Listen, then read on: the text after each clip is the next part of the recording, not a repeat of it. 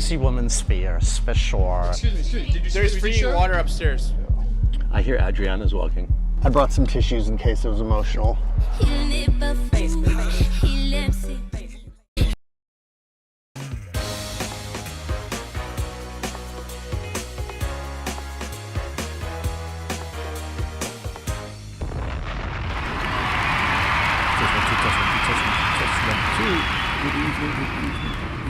I am Honky and welcome to my world.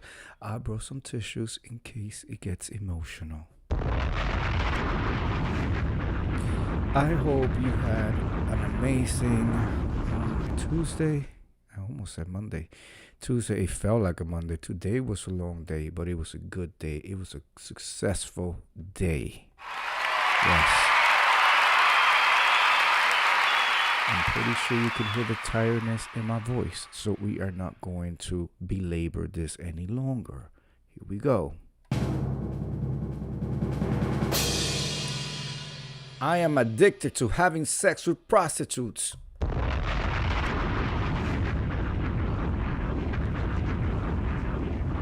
That's what we're doing tonight. Let's try it again. Wonky Pro, one more time. Where's my mic? Where's my camera? What I look? Okay. I am addicted to having sex with prostitutes.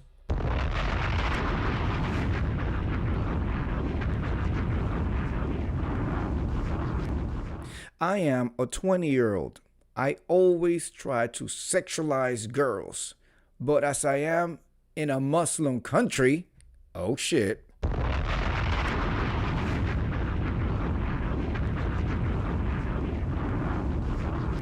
Girls did not respond to me that sexually. All girls wanted a non-sexual relationship. I tried to be sexual with them, but failed. I just only managed to get one girlfriend. I guess he's trying to get a harem, because don't they have a harem and stuff like that? A harem? More than one? Didn't Muhammad say that we were going to get 15 virgins or some shit like that? Drop a bomb on that.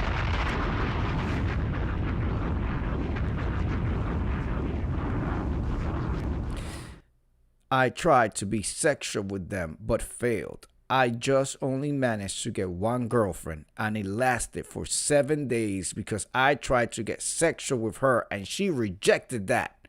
Then I left her and dumped her. The story begins.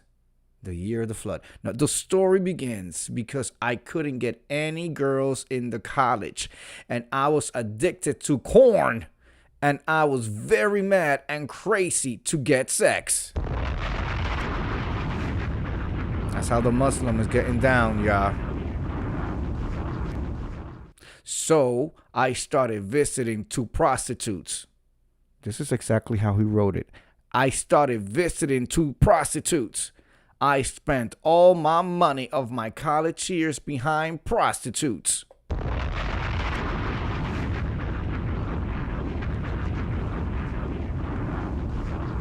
Sometimes I did raw sex without condom. I lied to my family about different expenditures and took money from them and spent it on prostitutes.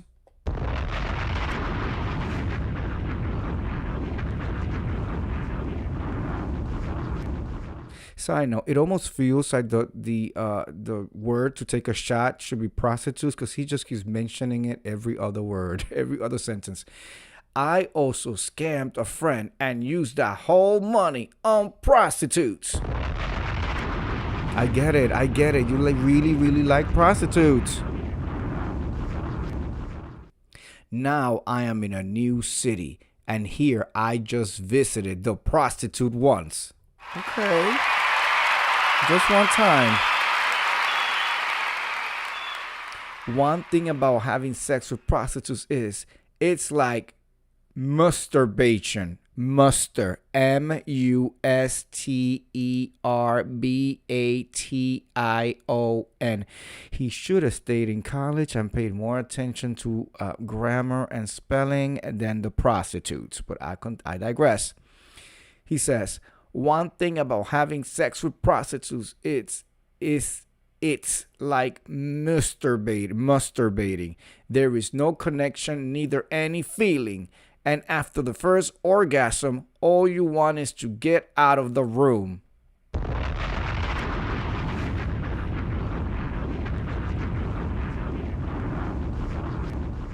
I am so very sad and regretful about it.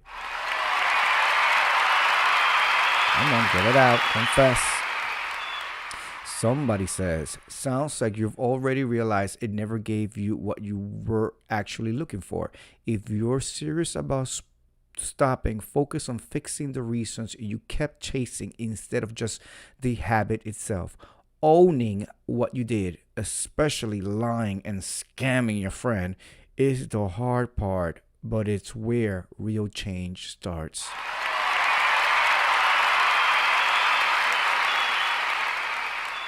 Somebody says, honestly, regret only matters if it leads to different choices. Owning the damage is what separates change from guilt. Oh my God, here comes this one out of nowhere with this profound feedback, right? Let me start it again. Honestly, regret only matters if it leads to different choices. Owning the damage is what separates change from guilt. Breaking the habit is one battle, but rebuilding integrity after lying and scamming people is it's the part that actually changes a life.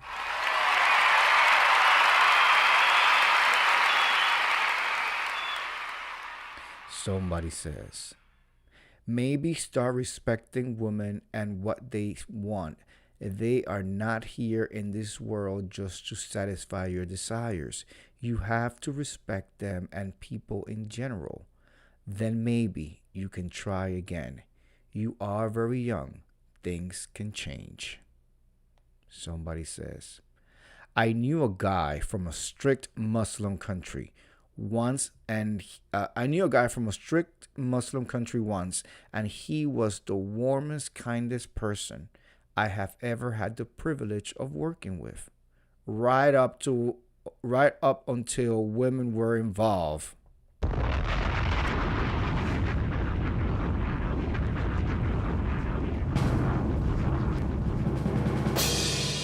I genuinely don't think he saw them as human beings.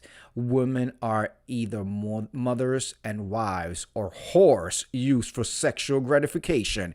It was truly a disgusting attitude that didn't match the rest of his personality whatsoever.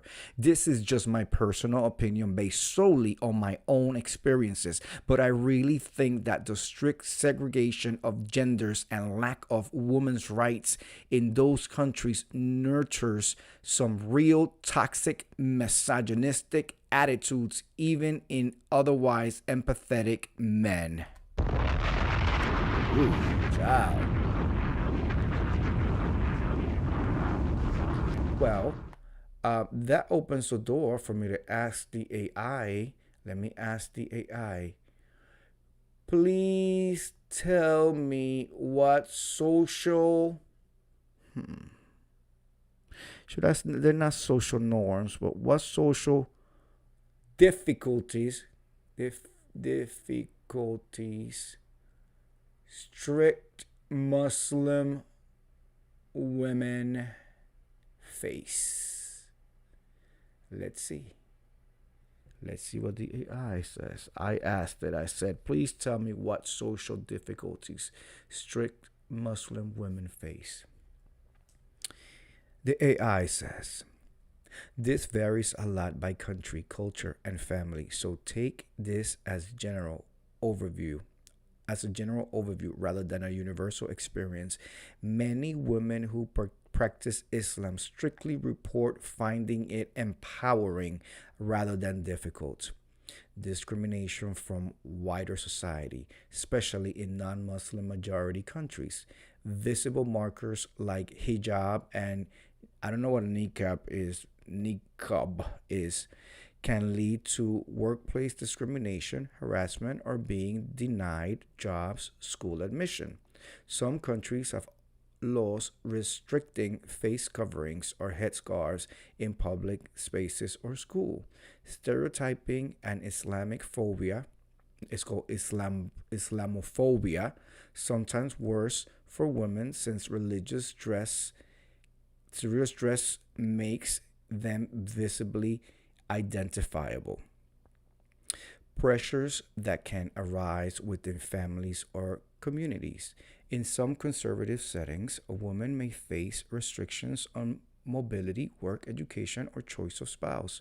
Expectations around modesty or male guardianship can limit autonomy in varying degrees depending on the family culture.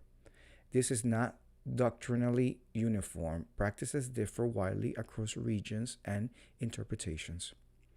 Balancing personal religious convictions with family or community expectations that may be stricter or looser than the woman's own views. And there's a whole bunch of worth noting, many Muslim women describe modest dress and religious practices as a source of identity, community, and personal agency rather than difficulty. The quote difficulties end of quote above are more about external discrimination and specific restrictive legal cultural contexts than the practice of Islam itself. If you want, okay, let's go ahead. Oh, let's see. We have somebody says, why do women weaponize their gender to make men physical slaves for companionship by damaging themselves trying to achieve social acceptable prostitution? And then a thinking face. We reward affluence instead of survival of adversity. Bad for evolution. Okay. Let's see. All right. My thought on the young man visiting prostitutes. Well, the first thing that I will say is make sure you go get yourself an STD test. And please put everything in there. See, the one thing that you have in your favor is that you have youth in your favor. You have the 20-year-oldness to blame for your stupidity or your carefree or you raw dogging a prostitute, which, I mean, that right there. So I hope that you are healthy. I hope that you didn't catch nothing. And I hope that you have learned from this time. Like somebody says, you need to identify why it is that you were visiting prostitutes and then fix that, so that you can, fix that and then be able to get into a relationship with somebody who mutually respects you and cares for you, and y'all can do all the freakiness that y'all want, and it's not prostitution and it's not unhealthy, right?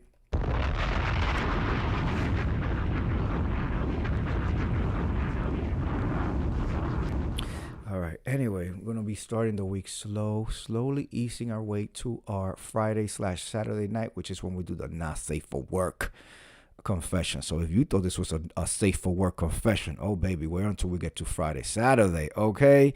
Anyway, I want to thank you for coming through. Please make sure you hit that like button. It really helps us out as content creators. I do this every night. Every night I do this. So I will see you tomorrow night with another confession. Have a good night. Have a blessed day tomorrow, and I'll see you tomorrow night. Peace.